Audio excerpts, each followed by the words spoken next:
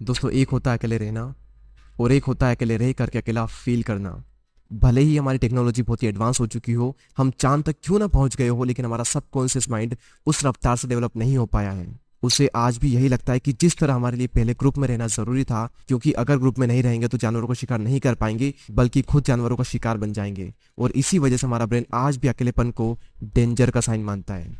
Scientist ने एक बार एक एक्सपेरिमेंट किया और उसमें लोगों से पूछा गया कि आप अपने नेगेटिव थॉट्स के साथ में 15 मिनट अकेले रहना पसंद करेंगे या फिर एक बिजली का झटका। और रिजल्ट जानकर आपको हैरानी होगी कि 67% मैन ने और 25% वेमेन ने बिजली के झटके को चुना।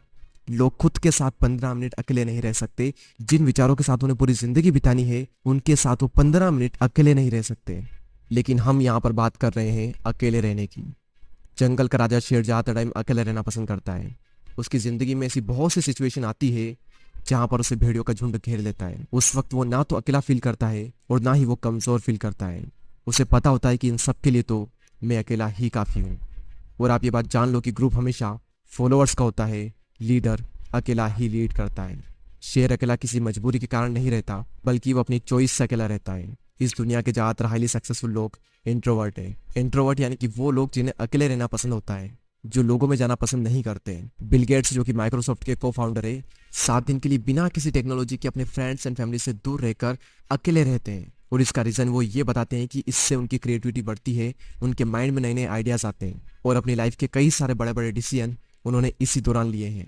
और ये सभी लोग किसी मजबूरी की वजह से अकेले नहीं रहते, ये अपनी चॉइस से अकेले रहते हैं, क्योंकि उन्हें पता होता है कि एक अकेला इंसान कुछ भी कर सकता है।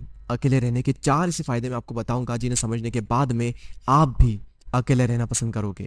पहला पॉइंट है बूस्ट क्रिएटिविटी।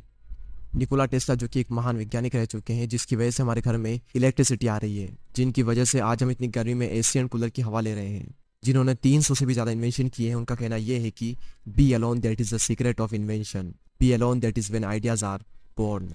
अकेले रहो क्योंकि यही वो समय है जहां पर आइडियाज पनपते हैं। अकेले रहो क्योंकि यही वो टाइम है जब इन्वेंशन होते हैं। निकोला टेस्ला जब खोज कर रहे थे तब उनके पास कोई भी ज्यादा बड़ी टीम नहीं थी। उन्होंने ज्यादातर जो इन्वेंशन है वो अकेले रहकर अपनी लैब में किए। और रिसर्च बताती है कि जब आप अकेले होते हो और कुछ भी नहीं कर रहे होते हो, तब आपके ब्रेन के DMN यानी कि डिफॉल्ट मोड नेटवर्क में ज़्यादा एक्टिविटी होने लगती है। और इसी नेटवर्क की वजह से इंसान क्रिएटिव सोचता है, उसके ब्रेन में नए नए आइडियाज आते हैं। सर आइजैक न्यूटन को भी क्रिएटिविटी का आइडिया तब आया था जब वो अकेले एक एप्पल ट्री के नीचे बैठे थे। मेरे इस यूट्यूब चैनल पर इतनी सारी वीडियो है, इनमें से एक भी वीडियो ऐसी नहीं है जो कि मैंने किसी के साथ बैठकर बनाई हो। सारी वीडियोस के आइडिया मुझे अकेले में आए हैं और सभी वीडियो की स्क्रिप्ट मैंने अकेले बैठकर ही लिखी है। अगर मेरे साथ कोई है तो मैं कभी भी काम नहीं कर सकता। मुझे एकांत माहौल चाहिए क्रिएटिव सोचने के लिए। सेकेंड पॉइंट है इंक्रीज्ड फोकस। जब आप अकेले रहोगे तो उन सभी लोगों से दूर रहोगे जो कि आपका ध्यान भटकाते हैं। आपका पूरा फोकस बस एक ही जगह पर रहेगा, आप चाह कर भी भटक नहीं सकते। आज से 4 साल पहले जब मैंने अपनी यूट्यूब जर्नी स्टार्ट की थी, तब मेरी लाइफ में सिर्फ 3 से 4 ही फ्रेंड थे और उनसे भी मेरा मिलना बहुत ही कम होता था। उस वक्त मैं ज़्यादातर टाइम अकेला ही रहता था और मुझे बहुत अच्छा लगता अकेले रहना, क्योंकि अकेले में मैं एक जोन में होता था।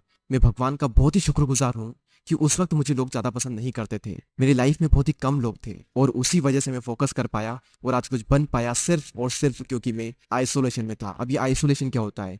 एक होता है अकेले रहना और एक होता है अकेले रह करके अकेला फील करना। अकेले फील करना यानी कि लोनलीनेस, अकेलापन।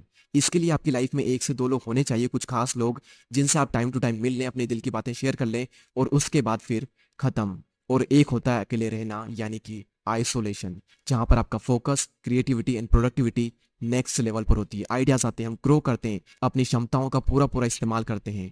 और यही हुआ मेरे साथ जब मैं आइसोलेशन में चला गया। तीसरा सबसे बड़ा फायदा सेल्फ अवेयरनेस। आप खुद को जान पाते हो। दोस्तों, एक बार मैं खाना खाने के बाद वॉक पर जा रहा था। रास्ता काफ़ी लंबा था, आधा रास्ता बीत गया।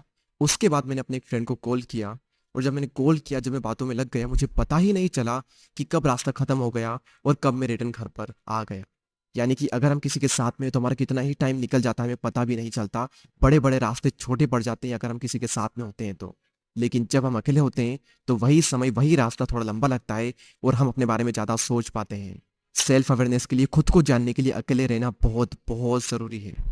और अगर आपको ये लगता है कि आप सेल्फ अवेयर हो, आप खुद को बहुत ही अच्छे तरीके से जानते हो, तो आप सभी लोग ये बात जान लो कि 5,000 ऐसे लोग थे जिनको ये लगता था कि वो सेल्फ अवेयर हैं, लेकिन जब उनका सेल्फ अवेयरनेस का टेस्ट किया गया तो उनमें से सिर्फ 10 से 15% ऐसे लोग थे जो कि सेल्फ अवेयर थे। जिन्हें अपना पेशेंट पता था, जिन्हें अपनी स्ट्रेंथ पता थी, जिन्हें अपनी वीकनेसेस पता थी। बाकी लोगों के अंदर सारी चीज़ें हैं लेकिन उन्हें पता कुछ भी नहीं है। तो अकेले समय बिताओ और खुद को जानो, क्योंकि जो पूरी दुनिया को जानने में लगा रहता है वो किसी को भी नहीं जान पाता, लेकिन जो खुद को जान लेता है वो सभी को जान लेता है। नेक्स्ट पॉइंट यहाँ पर आता है मास्टर योर इमोशन। यहाँ पर फिर से वही बात आती है कि जो इंसान अपने इमोशंस को समझ लेता है वो पूरी दुनिया के इमोशंस को समझ लेगा। Royal Enfield, Mountain Dew, Maggi और ऐसी और भी कई सारी कंपनी के आपने एडवर्टाइजमेंट जरूर देखे होंगे। ये सभी कंपनी जब भी ऐड करती है तो ये कभी भी अपने प्रोडक्ट के बारे में बात नहीं करती है। वो ये नहीं बताती कि इनके अंदर क्या क्या इंग्रेडिएंट्स हैं, क्या क्या स्पेसिफिकेशन है, इसका टेस्ट कैसा है। उनका सिर्फ एक मकसद होता है कि उस एड को वो लोगों के इमोशन के साथ में कनेक्ट कर दे, क्योंकि उन्हें पता है कि लोग इमोशनली ज़्यादा कनेक्ट होते हैं। अब सवाल यहाँ पर ये आता है कि ये जो मार्केटिंग कंपनीज है ये लोगों के इमोशन को समझ कैसे पाते हैं। सिंपल सा तरीका है कि ये लोग पहले खुद के इमोशन को समझते हैं, उसके बाद ये पूरी दुनिया के इमोशन को समझ जाते हैं। तो इन फ्यूचर में अगर आपको लोगों को इन्फ्लुएंस करना हो या फिर आपका कुछ भी ऐसा काम हो जहां पर आपको लोगों को इमोशनली कनेक्टेड करना हो, तो आपको खुद के इमोशन को मास्टर करना बहुत ज़रूरी है। और खुद के इमोशन को समझने के लिए आपको पहले खुद को समझना होगा, और खुद को समझने के लिए आपको अकेले रहना ही होगा। तो इसीलिए अकेले रहें, एकांत में रहें और अपनी पूरी आत्मा एक काम में डाल दो। एक दिन लोग आपसे मिलने को तरस जाएंगे। दोस्तों इस वीडियो में इतना ही। अगर आपको ये वीडियो अच्छी लगती है तो लाइक करें एंड चैनल को सब्सक्राइब करके बेल आइकन को प्रेस करें। मैं आपसे मिलूंगा अगले वीडियो में, तब तक के लिए जय हिंद, जय भारत।